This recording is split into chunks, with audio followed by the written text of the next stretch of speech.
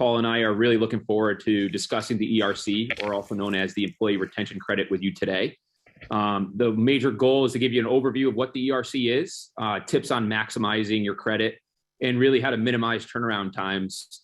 We know that there have been several different pieces of legislation passed over the last year and a half, and this has been one in particular that's been really, really impactful on our client base. So excited to chat through that with you today.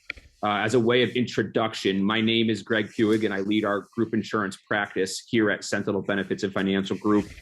I know we have a bunch of clients on, but we have a lot of new faces as well joining us today. So as a way to introduce Sentinel, we are a holistic benefits, retirement, and health and welfare consulting and administration firm with clients throughout the United States. And it's our mission to help our clients with all of their benefits and retirement needs. But really, we set out to help businesses make it easy for themselves, for their people, and for their administration. And joining me today, and the person who will be doing most of the speaking today, is Paul Carelis from the MP. And Paul is the VP of HR Services at MP. Paul has over a decade of experience in the HR space, so looking forward to tapping into that experience today. Paul and his team of certified planners, or certified professionals, at MP, assist clients with everything from compliance to trainings to full circle HR guidance and support. So Paul, thank you very much for joining us today. Also just want to introduce MP, as it might be a new brand to some of you as well. MP is a full service human capital management company. They offer a complete suite of services, everything from HR to payroll to compliance assistance. Their tagline is wired for HR, and that's what they are. And they support clients with cutting edge tech and pair that with reliable service. So really looking forward to chatting through this with you today. A couple of housekeeping items before we dive right into it. We will be monitoring the Q&A section, so please pop your questions into the Q&A function at the bottom of your screen, and we will make sure we try to get to those. If we, for some reason, can't get to all the questions, or we don't perhaps have the responses available today, we'll make sure we reach out to you and have somebody on our teams reach out to you to get you those answers that you need. So Paul, the floor is yours, and thank you everybody for joining us today. Awesome. Thank you so much, Greg. And yeah, pleasure to speak with you all today. Really looking forward to diving into this topic. It is a great program. The more we talk to businesses and decision makers, the more we learn that it is still largely untapped. And it's really a great opportunity for businesses who do qualify to secure a real decent amount of funds. So just want to make sure everyone who attends today is familiar with the ins and outs of the program, and whether they think they may be eligible, and how to explore that further. So aside from a brief history lesson in terms of how the ERTC came to be, we will discuss eligibility. The guidelines do vary between credits for 2020 and credits for 2021, so we'll discuss the key differences there. We'll go over some definitions, make sure everyone's on the same page in terms of terminology that gets used in this topic. We'll talk about guidance that the IRS has released over the last weeks and months in terms of giving some better definition to some of the aspects of the Employee Retention Credit Program that was a little bit more vague. We'll go over some frequently asked questions, certainly discuss some scenarios, and then talk about how that all adds up to success for you. So as promised, a brief history of the Employee Retention Credit. The program was originally born in the first stimulus bill in mid-2020, but it wasn't widely used. We didn't talk about it very much. I didn't really work with any businesses in 2020 that were utilizing employee retention credits at that time. The main reason is that as part of that same stimulus bill, they created, the PPP, Paycheck Protection Program loans. And in this first iteration of stimulus, the rule is that businesses had to choose one program or the other. If you received a PPP loan, you were disqualified from employee retention credits, and vice versa. So in most cases, businesses chose or advised to pursue the PPP, and that left ERC by the wayside. Also, in that first bill for the ERC program, the credits were limited to 2020, and they were limited to 50% of wages up to $10,000 per employee. So they were capped at $5,000 per employee in 2020. The game really changed with the second stimulus bill that was passed at the very end of 2020. I think it was December 27th or 29th. And aside from other things that were in that stimulus bill to help the economy, help businesses, help the public, it changed the rules on ERC and the interaction with the Paycheck Protection Program. So once this second stimulus bill passed, what it meant was that businesses were now allowed to participate in both programs. Having a PPP loan no longer disqualified you from claiming employee retention credits. So obviously a huge deal, a huge game changer. The one caveat, and we'll talk about it in a little bit, is that for those businesses who did receive PPP loans, for the portion that they claimed and used PPP loans for payroll costs and wages, that time period or those wages do need to be excluded and aren't subject to the employee retention credits, but you can generally work around those time frames. And it doesn't necessarily cover the entire covered period as well. So in a scenario where if you had a PPP loan and your covered period went from February through August, if you used up the money on payroll costs, or at least the amount you attributed to payroll costs on your forgiveness application by April or May, even though you're still within the covered period and can claim other expenses, rent, utilities, what have you, in those later months of the covered period, you can claim employee retention credits during that later time as well. So we really work with businesses to maximize those credits and only exclude what really has to be excluded. The second stimulus bill did also increase the amount of the employee retention credits. So it kept 2020 at $5,000 total, but it started to open up eligibility in the first couple quarters of this year, of 2021. And it kind of created a separate employee retention credit program in each quarter. So rather than just 2020, which was $5,000 max credit per employee as a whole, this new iteration of ERC meant that businesses could claim a credit in each quarter, and a higher credit too. So where 2020 was 50% of employee wages up to $10,000, the 2021 program became 70%, so $7,000 per employee, and measured separately each quarter. So the wage period at this point was extended to the first 2 quarters of 2021. And then the American Rescue Plan, which was passed earlier this year, expanded it even further. So the American Rescue Plan originally extended it to the other 2 quarters of this year, again separately measured, another $7,000 max per employee per quarter. One important note, and you may have heard this in the news, with the infrastructure bill that recently passed a month or 2 ago, they did go and kind of nix the fourth quarter ERC at this time. So as of right now, and we'll talk about this as we go through the presentation, employee retention credit program does now cease as of the end of third quarter of this year. So any wages paid after September 30th of this year would not be eligible at this time. You've probably also heard about the reconciliation or the Build Back Better bill that's being debated in Congress as we speak.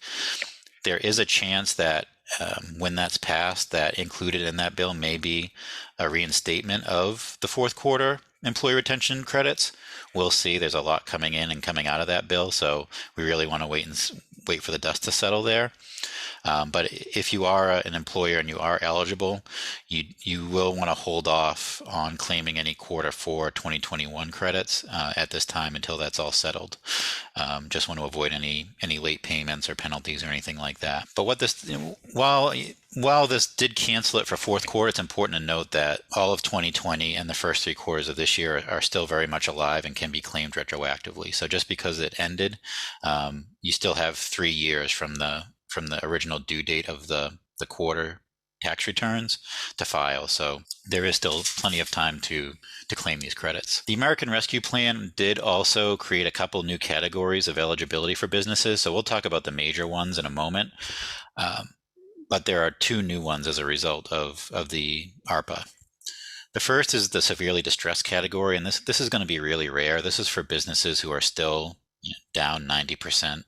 As opposed to 2019 pre-pandemic times. If your gross receipts are still down severely, then you'd fall under this category, and it raises or eliminates some of the caps on some of the credit potential for businesses that fall into that category. Fortunately, I haven't worked with any businesses that qualify for that. But one area where I have worked with businesses on is what's known as the recovery startup business. So what these are defined as are businesses who are brave enough to start up during the pandemic, which they define as February 15th of 2020 or later. So any business that incorporated and started business February 15th, 2020 or later, and have annualized revenues of under $1 million. Those businesses have a special eligibility window for third quarter, and these are the one group that does have eligibility in this fourth quarter of 2021. So they get 2 quarters of eligibility. They don't have to meet any of the other requirements in terms of gross receipts or suspension of operations, and they can get up to $50,000 in employee retention credits in quarter 3 and $50,000 in quarter 4. So if you are a business that's under $1 million in annualized revenues and you started last February or more recently, there is the opportunity to claim up to $100,000 in employee retention credits, even if you haven't had a drop in gross receipts or haven't been have your operations suspended by COVID regulations or restrictions. So something to definitely look into if you are a new business. There is there's a 3-year window from the end of the quarter, respectively, that you're claiming the credits to file. The IRS has also implemented a 5-year statute of limitations in terms of their ability to inspect or audit. So it is important as you go through this process. It can be really eye-opening when you see some of the potential credit amounts that you may be eligible for. You just do want to do your due diligence and make sure that you're substantiating your eligibility, whether it be gross receipts or suspension of operations, because the IRS is giving themselves a 5-year window to review and audit and what have you. So there are plenty of legitimate ways to achieve eligibility. You just want to make sure you've done your due diligence there. And finally, the ARPA Act did introduce some other programs that you kind of have to navigate around that are potential exclusions to wages eligible for credits. So for restaurants that received Restaurant Revitalization Fund grants, entertainment venues that received shuttered venues grants, and then businesses who had COVID sick leave payments that they received tax credits for the wages. Those have to be excluded as well. But many businesses you can get creative with, especially the restaurants with the RRF. Those funds don't have to be used until, I believe, 2023. So you can get creative with your usage and your application. And again, it's really just any of those dollars that are used towards payroll costs that you have to navigate around when it comes to employee retention credits. You're not prohibited just because you got those. You just have to make sure you don't double dip on any given pay period. So as I said, when the ERC first came out, it was just part of a stimulus bill and was pretty vague in terms of the do's and don'ts and interpretation of who's eligible, who isn't, how to go about claiming the credits, what the time frames are, all of that. So the IRS has been pretty good about coming out with frequently asked questions, including some scenarios. When they see something in the accounting or the tax community that's swirling about in terms of a debate over whether something's eligible or not, they've done a pretty good job about releasing guidance. So some of the key things that were not clear that they did clear up for us were a few things. So when you look at the rules and regulations, and when it comes to a suspension of operations and what counts, it always would just say if more than a nominal portion of your business was suspended. And it was really important for us to get a definition on what's considered nominal. So the way that that's officially now defined is that if the portion of your business that was disrupted or interrupted by COVID restrictions accounted for either more than 10% of your revenues in 2019 or 10% of your staffing or your payroll hours, then that is considered more than nominal. So you want to always kind of follow that 10% rule. One example of that would be, working with a brewery client. They were able to do a decent amount of their operations, the canning, the distribution, the pickup. People could do, pick up kegs and 6-packs and whatnot. But because they were mandated to have their tap room closed and couldn't serve people at the bar, that portion of their business accounted for more than 10% of their total operations. So in turn, that counted as a suspension of operations, and they could claim employee retention credits on all wages at the organization. They did also provide direction on claiming the credits. So at this point where all the eligible quarters have now closed, the pathway to claiming the credits is by amending a 941, so filing a 941X. Unfortunately, that does have to be done on paper and sent physically to the IRS for processing. So it isn't a quick process, but that is that is the way to do it. There was also a lot of confusion in the accounting community, and I spoke with a CPA group, and even amongst that group at one time, there was a lot of debate about eligibility and whose wages were eligible for these credits. The IRS did step in and provide some clarification. When it comes to ownership, if there are greater than 51% owners on the payroll, those folks are excluded, and their family members on payroll are also ineligible. If you have three owners, all unrelated, each owning a third of the business, if they're on the payroll, they would be eligible. Their wages would be eligible for credits, as well as their family members. If you had a husband and wife who each own 50 because they're related, their wages and their family members' wages would be excluded. You really focus on the over 50% ownership. And if you have someone there on the payroll, they and their family members would be excluded from eligibility, but the other employees would be fine. There's also clarification on aggregation rules. So when you do have a control group scenario, you do have to aggregate gross receipts.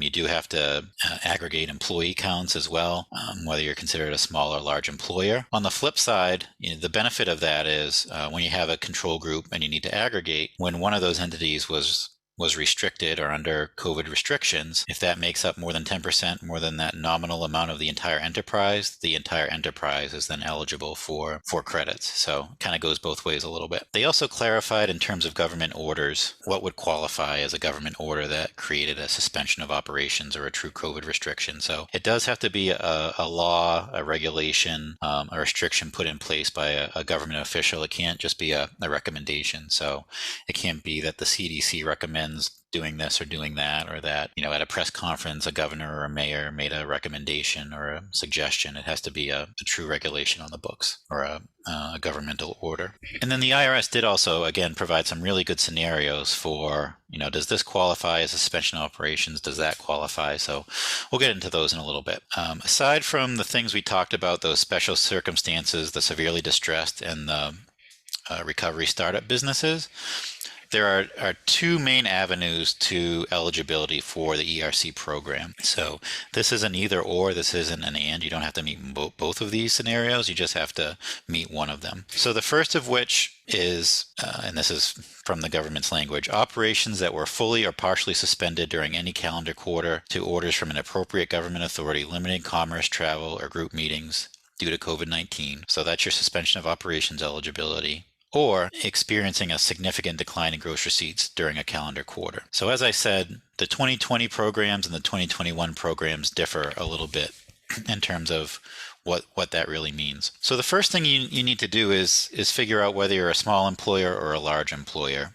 And as you can see, that the definition of that rose quite a bit for the 2021 program. So a couple of important notes here. When you're determining your size for this, you're always looking at your 2019 payroll data. So this is always determined on 2019, whether you're talking about qualifying for 2020 or 2021. And what you need to do in terms of coming up with your employee count here is counting your employees who average 30 or more hours per week in 2019. Each one of those persons counts as a full-time employee under this. What you don't need to do, especially for those who are familiar with Affordable Care Act and client counts there, is you don't have to count full-time equivalents. So what this means is you only need to count actual 30-hour or more employees. If you have two 15-hour-a-week employees, those don't have to be counted for purposes of determining your size. You can still claim a credit on them. It's just a matter of what your count is based on the actual full-time employee count in 2019. And then depending on which side of this you fall, will really dictate what wages are eligible for credits. So provided you fall under these numbers, under 100 in 2020 and under 500 in 2021, for any quarters that you're eligible, you can claim credits on any wages paid to employees outside of PPP and other restrictions. So essentially all wages are eligible. If you fall above these numbers, so if you're greater than 100 employees in 2020 when claiming credits for then, or over 500 full-timers for the 2021 program, the wages that are eligible for credits are more restricted. Generally, the rule is that only payments paid to employees who are not performing work are eligible for employee retention credits if you're considered a large employer. So that may be limited, especially in 2021. Some ways that large businesses have been able to claim 2020 employee retention credits are a couple of ways. Certainly if they were furloughs, that would be what you would look at. And then either if there were actual payments made to workers who are on furlough, or more often what we see is that employees were furloughed, but they were still on the group health plan. And any employer payments towards that group health coverage count as eligible wages or expenses under the ERC. So for large employers, when they had employees on furlough and were continuing to pay the health insurance costs, those dollars would generally be eligible for retention credits. So even if you're large, there are still pathways to some amount of credit here. In terms of how dramatic of a gross receipts decline you have to be eligible in either year, as you can see, that changed as well. You're always, much like the employee count, you're always comparing against 2019 for both year programs. So you're looking at same quarter 2019 against a quarter in 2020 to be eligible under the gross receipts. It'd have to be a 50% decline. In 2021, it only would have to be a 20% decline against 2019. Another thing to keep in mind, especially with 2021, is that they follow what's called the preceding quarter rule. So to be eligible in a quarter for ERTC in the 2021 program, that 20% decline either has to be in the current quarter against 2019, or it can be in the previous quarter. So let's say in an example, your first quarter 2021 gross receipts were down 25% versus 2019. In that case, you would be eligible for quarter one. And then even if your gross receipts rose in second quarter, because the previous quarter was down 20% or more, you'd qualify for second quarter as well. 2020 is a little bit different, and in a second we'll show you kind of a chart to explain how that works. As I mentioned earlier, the actual amount of the credit varies by year. So 2020 is a one shot across all quarters to 50% up to $10,000 in each employee's wages, or up to $5,000 credit per employee for the entire year. That goes up to 70% per quarter per employee in 2021. So with the 3 quarters currently open, and we'll see what happens, what the fate is of fourth quarter.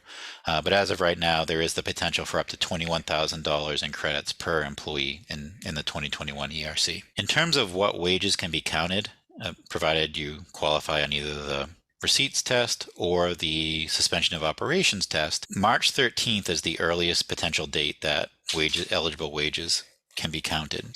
That runs through the end of 2020.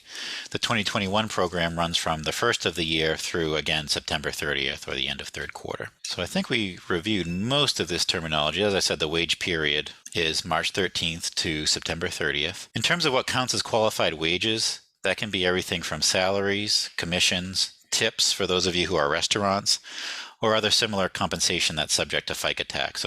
So wages and payments that are subject to Social Security, Medicare, things like that, any of those types of payments are generally eligible as qualified wages. In terms of what you need to include for your gross receipts calculations, it would include all sales and any amounts received for services. Also includes interest, dividends, rents, royalties, and annuities. So a lot of work we've done with nonprofit groups. They do have to count income, grants, gifts, all of that counts as gross receipts in terms of that calculation. I talked a little bit about the 2021 gross receipts test. This is how you figure it for 2020. So what you really do is look for the first calendar quarter in 2020 where you had that 50% or greater decline in gross receipts against 2019.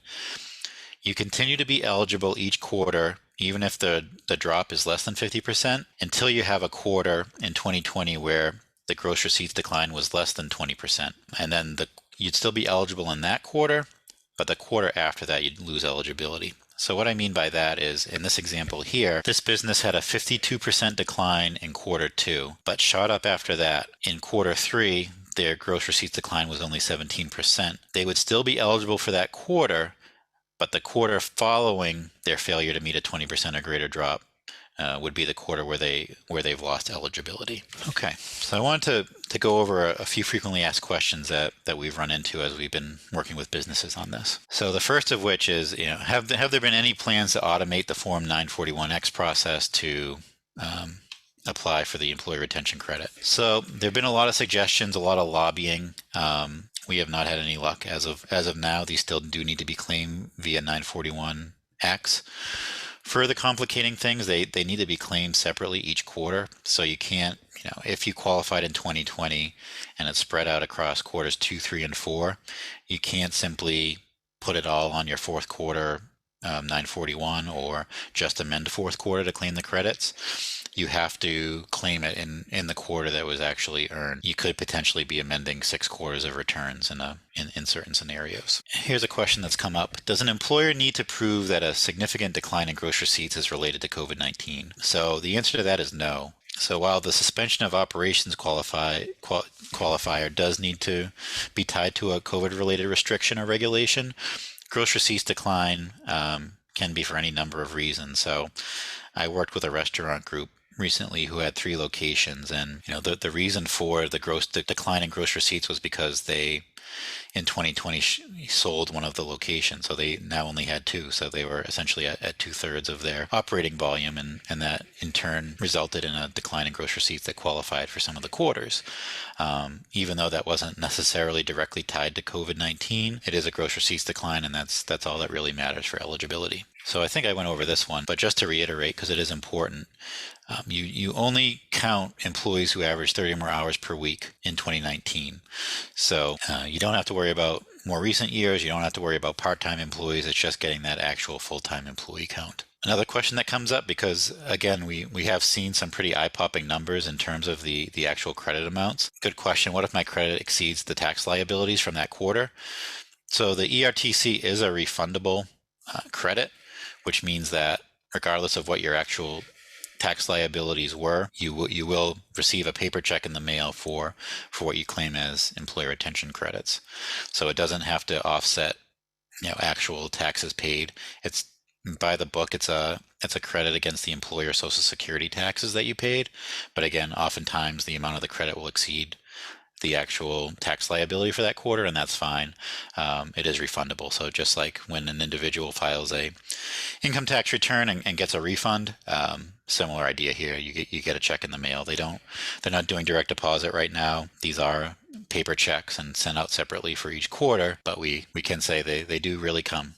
Sometimes it's a bit of a wait in terms of what to expect for that. Once the IRS gets it and has it in process, again, it does have to go through the amendments department. It is a paper return. Those can take anywhere from 4 months up to 7 months in some cases to actually turn around and do the credit. The sooner the better in terms of getting those in, just to get your returns on the top of the pile. But they are working to discover some efficiencies there. They were at the beginning only processing these out of one IRS office. They have expanded the operation.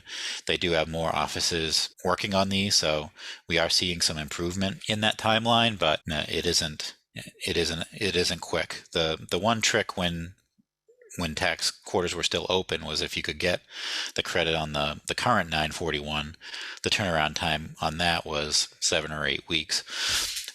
In terms of statements from the IRS, they are hoping to whittle this down to a 12-week turnaround time, but as of right now, it is a bit of a longer wait currently. Okay, so this is really perhaps the most burning question, and something we'll try to tackle here, but what qualifies as a full or partial suspension of operations? So again, by the letter of the law, if more than a nominal portion of a business's operations are suspended by government order, which the IRS further defined as 10%. As I mentioned, the IRS did provide some scenarios in their guidance that they released over the last several months. So just to give you, a brief snippet or an idea based on those scenarios, with some examples that may not apply to your business, but might be things you can kind of relate to as businesses that we're all familiar with. They answered a lot of questions pertaining to restaurants, retail, grocery stores, things like that. So some of the examples they gave, certainly restaurants are generally a slam dunk on the restrictions. For any portion of time where their indoor dining capacity was restricted by any amount, had to be at 25% capacity, 50%, even 75% capacity, those generally count. Things get a little bit murkier from there. So one of the retail examples they gave was that there was a time period in this store's jurisdiction where customers were prohibited from entering the store. They could order online and pick up curbside, but they weren't allowed to shop in the store physically. So that time period counted as a full or partial restriction. They then went on in the scenario to say later on the rules eased. They were allowed to have shoppers inside the store, but there were social distancing requirements, and there was a restriction on how many people could be in the store at one time.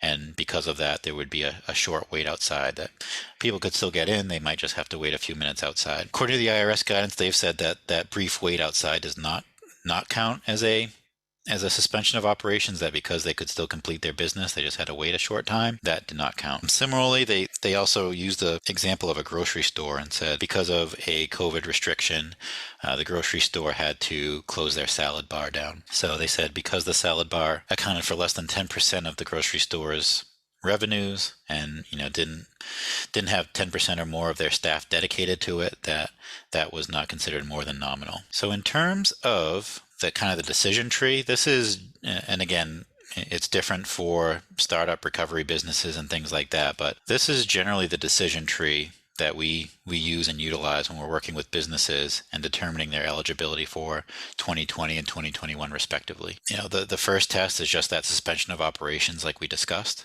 If that passes, then we can proceed. If not, then we look at gross receipts. But again, we'll make sure to share a copy of these slides with everybody in attendance today. So feel free to look through this, and this should certainly help you make that determination. If not, reach out to us. We're happy to help. This is what we're spending a lot of our time on now, working with clients both who use us for payroll and who don't, but we'd be happy to have a discussion with you in terms of your application and your eligibility for these credits. So before we kick it off to any questions that have come in, and again, certainly if you do have questions or anything wasn't clear, feel free to throw those in the Q&A now. But before we do that, just top 10 takeaways that I hope everyone understands or were made clear through here.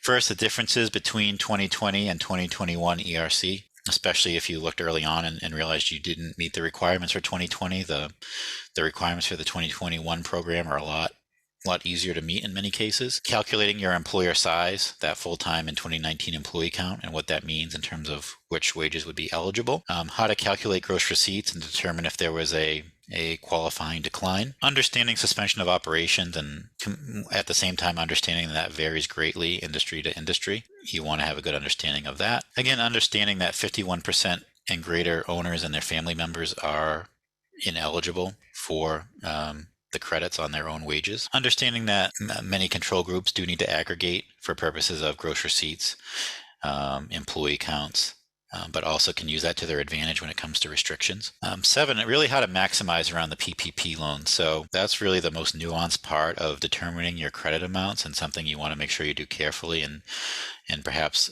get some assistance on, because a lot of times, especially in 2020, the PPP will fall right in the middle of everything. So there might be some wages before the PPP loan was granted and then wages afterwards that can be counted. So you just really want to make sure you maximize to the best of your ability and get as many folks as close to $10,000 in eligible wages as possible. Similar things happen with the 2021 program, where oftentimes you can claim a credit in Q1 up until your second PPP loan was funded and used for payroll, and then resume again once you've used your portion of payroll costs. Because of the timing and when the rules changed, the eligibility for both programs kind of came out after a lot of businesses that already applied for forgiveness on their first PPP loan. So, the best practice and the guidance at that time was really, hey, keep things simple. Just put 100% of your PPP loan towards payroll costs. You don't have to dig up utility bills and rent bills or anything like that. Just put it all towards payroll and it'll all be forgiven. Good guidance at that time. Unfortunately, no one really knew that they would go in and retroactively open up ERTC. So in many cases, employers do have to exclude more wages than they'd like to for 2020, just because they did put 100% of their loan towards payroll costs. But those of you who still have, unsubmitted forgiveness applications, especially for your 2021 loan, if you may be eligible for employee retention credits, you may want to employ a little bit of strategy here. So if you recall, you're required to put in at least 60% of your PPP loan towards payroll costs. There's no real way around that if you want it all forgiven. But there is the opportunity to use 40% of that PPP loan towards other non-payroll expenses, and that list was expanded as well. So that can be your standard things, your rent, your utilities, PPE, and other measures and expenses that you had around COVID-19. But they did also expand the list to supply costs. So for restaurants, that can include food and beverage. Other inventory items for other businesses can count for other expenses under PPP. And the reason I say this is that the closer you can have the payroll cost portion of your PPP loan to 60%, that opens up that other 40% of PPP loan to potentially be eligible for employee retention credits. So definitely something to look at. Again, if you've already submitted your forgiveness application, you're kind of bound by what you included there. I will say, and the IRS did support this in their guidance, that if you did kind of overshoot it, if you included an amount as payroll costs, but also included other expenses, you can subtract off those other expenses and potentially have greater window of eligibility for employee retention credits. So again, something to look at and something to examine. But if you do have an application that has not been submitted yet for forgiveness, you may want to think this through before you submit. Do make sure you keep proper substantiation for at least 5 years after you submit for your credits, just in case. I think right now the IRS is just totally overwhelmed, their head spinning, so it's unlikely that these credits may not be challenged right away. Once they get their feet under them a little bit, they may scrutinize them a little bit more closely. So best rule of thumb, if you're qualifying on gross receipts, obviously keep that documentation handy. If you're qualifying based on a suspension of operations, it wouldn't hurt to, pinpoint what that specific regulation was, maybe print out the governor's mandate or whatever that rule or law or press release was about the restriction, and just keep that in your files as proof of what the qualifying restriction was. Generally, when we work with businesses, we just kind of create a substantiation document that speaks to, based on this restriction, they qualified for these quarters, and just have clients keep that on file. Number 9, just know it isn't too good to be true.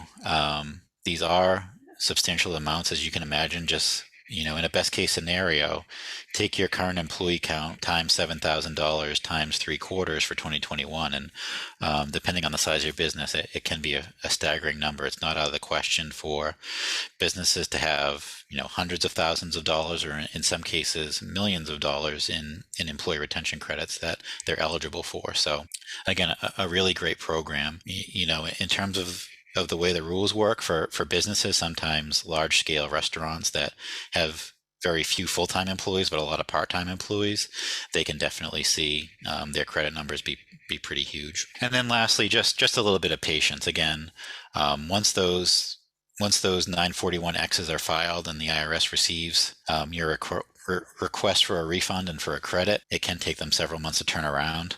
The best way to track it is to keep an eye on your IRS transcript. It will reflect when the amended return has been received by them.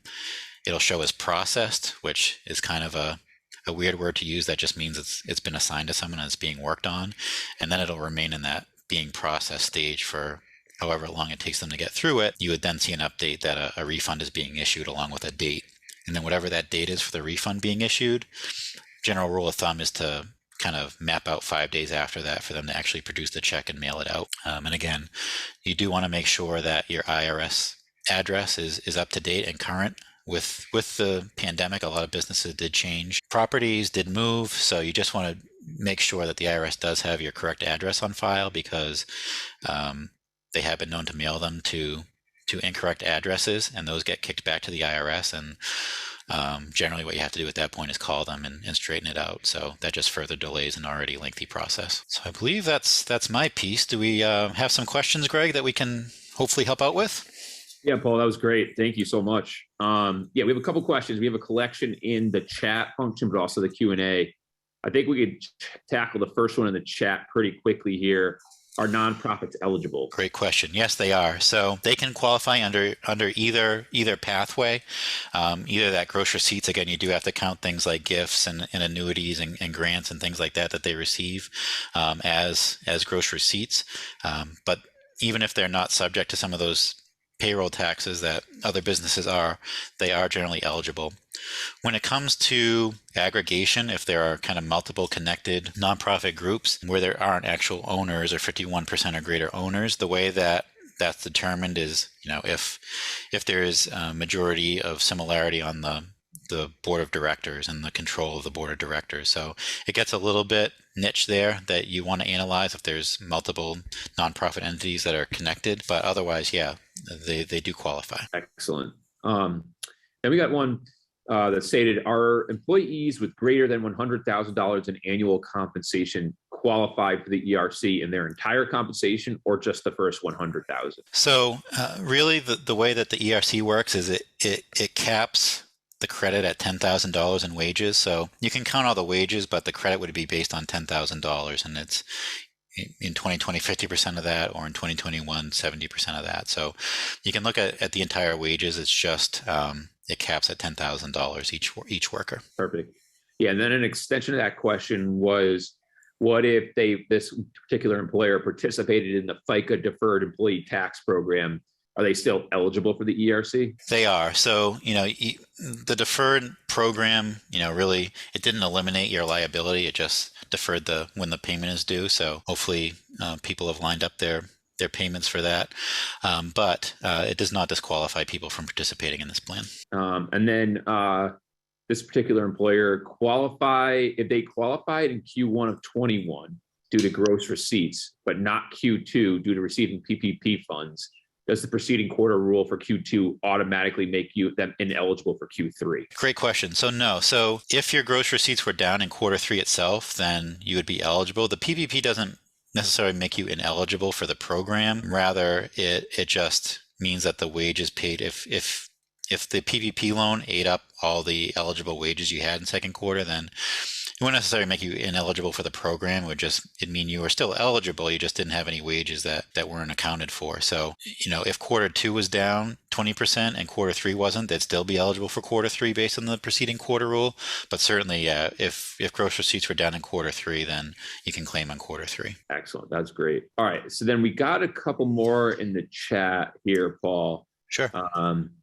And they're actually regarding some of their benefits. So how do they calculate qualified health benefits, i.e. pre-tax versus post-tax? And is the employer match for retirement plan eligible? Generally, employer match is not eligible, but health insurance costs are. So you're basically taking gross employee wages, and then on top of that, the employer paid portion of insurance costs. So whatever you attribute under a group health plan, so you can count health, dental, vision, those majors. You can't count premiums that you paid towards disability or life insurances. It's really those major ones, the health, dental, vision, so on and so forth.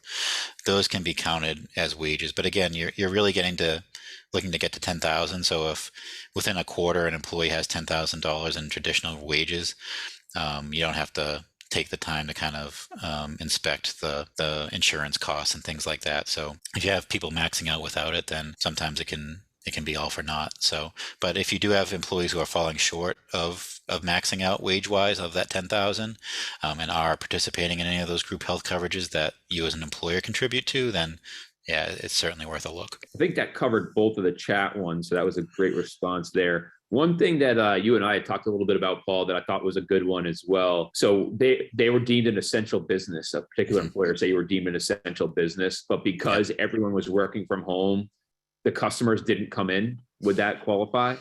Yeah, not really. So there's a couple scenarios when it comes to essential businesses, and we definitely heard that, and sometimes it's a tough conversation and heartbreaking, frankly, when, this company had to be open. They weren't really subject to restrictions because of the nature of their business, whether it be, a medical facility or, an auto repair facility, something like that, where, they were open. They just didn't really have the business coming in. So that doesn't qualify under the restrictions really in terms of like consumer preference or consumer comfortability. A lot of business, they were like, they might be in a scenario where they said, hey, look, people didn't feel comfortable coming in, or the CDC didn't recommend that they came in, so they didn't. What you would look to in those scenarios would be that gross receipts that hopefully, not hopefully, but in a lot of cases, that lack of foot traffic or that lack of business would then help them meet their eligibility requirements under the gross receipts test. Similarly, if a business was trying to take good care of their workers and, out of an abundance of caution, had people working from home, but really weren't mandated to, that would generally fail to meet the test as well. And then when it comes to the working from home itself, that one kind of has to be scrutinized a little bit. So if you're an office desk job and, people had to, or you made people work from home, but they were able to do the majority or pretty much all of their regular job duties, just were doing it from home, that'll generally fall short of the IRS requirements. But, if you had to get creative and you could do 3/4 of your work remotely, but there was some program or some function of your business that had to be suspended or put on hold because of the telecommuting, that's potentially an avenue. And we actually had one last one pop into the Q&A. Sure. If you say you only had 2 employees and one of them being an owner, will the non-employee wages qualify? Yes. Yep. So they would. Yeah, for sure. And one other thing that just kind of popped into my head, I know we were talking about before, was one of the more creative pathways to eligibility for this for businesses who were harmed from the pandemic, but it's hard to make a direct correlation, is with gross suppliers. So we've dealt with a few businesses where they weren't restricted or they didn't have the gross receipts decline, but they were really interrupted and weren't able to fulfill all their orders or manufacture what they manufacture because their supplier of gross materials or whatever failed to deliver what they needed to on their end. So some important distinctions with that. There is a pathway if your suppliers were interrupted for you in turn to be eligible. But to do so, there's a little bit of homework involved. If your supplier was unable to supply you with what they need because they were short-staffed or couldn't hire or something like that, that wouldn't be eligible. But if working with one of your suppliers, if you or they can point to a specific code restriction as the reason why they failed to meet your needs, that would be a pathway to eligibility. So a couple ways to do that quickly. I know we're running short on time. I worked with a supplier who provided certain products to businesses, and their main supplier was a manufacturing facility in New Jersey, and that facility was placed under really strict code restrictions for a long period of time, and they were unable to fulfill the orders from our client. So because of that, even though our client wasn't specifically restricted and didn't have a qualifying decline in gross receipts, because their supplier was, they qualified. Also, we worked with another manufacturing facility who wasn't under restrictions, but was relying on shipments coming from Canada. When it comes to international kind of border issues, what you have to do in that scenario is not only point to a code restriction, but it has to be a U.S.-based code restriction. So it would have to be that the U.S. government was restricting the import or restricting the ports. It couldn't be the foreign entity restricting the commerce. So again, if you're striking out everywhere else and you did have those supply chain issues, it might be worth looking into further. Excellent. Thanks so much, Paul. You've been phenomenal. And thank you everybody for joining us today.